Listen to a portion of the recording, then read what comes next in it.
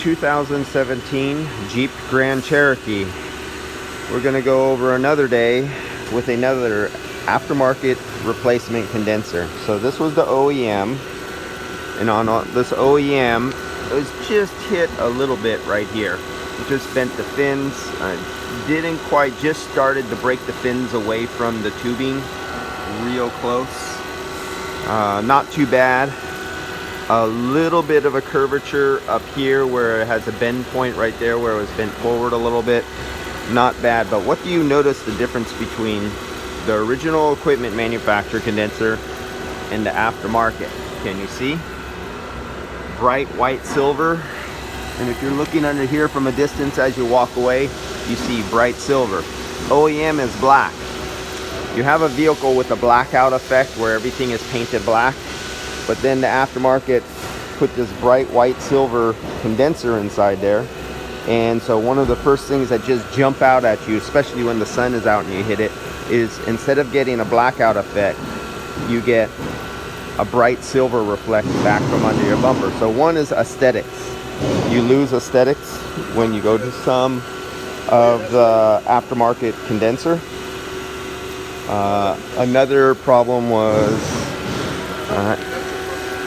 oh, it's okay, just different, that's all. Another one is on the OEM, it's 37 refrigerant cooling tubes going across. On the aftermarket installed, it's 35 cooling fins going across. Transmission cooler is up top. On the transmission cooler on the OEM, it's 12 cooling passages going across for fluid. On the aftermarket, it's 10 cooling passages going across for fluid. Then there's the spacing of the fins in between. You have less fins on the aftermarket than you do the OEM. Now, fins per inch, the fin count. So you take a tape measure and you start at the first edge of your first fin, and then go 1 inch, and then measure your last fin and count in between. On the OEM condenser here, you have 18 fins per inch. On the aftermarket, you count the fins, it's 16 fins per inch. So yes, it is a economy, less expensive part, as the insurance companies would say we're saving you money by getting you less expensive non-OEM parts, but you're also getting less. So they save money in weight of aluminum. When these are manufactured, they're manufactured basically by weight, and so for every gram you could save, or length of finnage. So in 1 inch, if you only have 16 fins an inch instead of 18, you go, oh, that's only 2 fins less. But now go 2 feet over, so many fins left. Now multiply that by every row, and you lose surface area, and surface area is what dissipates heat. So you lose surface area, and you lose tubage for holding refrigerant with surface areas. Inside the tubes there's fins. They are missing. So you're missing a lot of surface area going over. And this is not the worst case scenario. This one's not as bad as some others. But this is just one of those things you got to take note of when you decide to go with an aftermarket economy part. One is aesthetics. Break out the spray can, Rust-Oleum, barbecue Weber paint, and paint over your, if you want to go aftermarket, which I don't recommend. Some of them are okay. But if you want to, break out the Weber black paint and paint it. Now another one is corrosion resistant. You have an untreated, uncoated, bare exposed aluminum aftermarket condenser here. Here at least you have a little bit of paint over it, protecting it against some road salts and buildup and corrosion.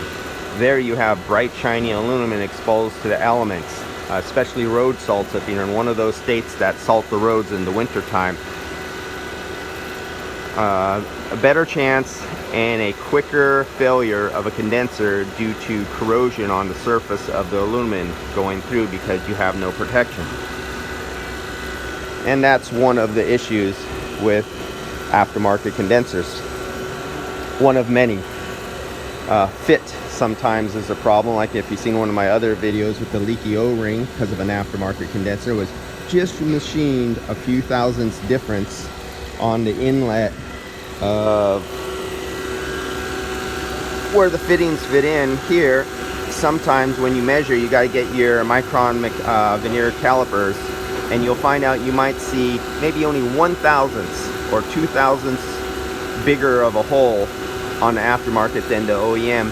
It might not leak at first, but when the customer goes out and under pressure and temperature, it starts leaking later. That's another problem with some of the aftermarket, not all, some of the aftermarket condensers. These are risks you take. It's a gamble. You make your choice. Let's see, I'm almost ready here. I'm down to 172 microns. Probably in another 15 minutes or so, I'll be under 100 microns. Once I get it down under 100, somewhere about 90-50 microns, it'll be ready to recharge. So this one is just about ready to go.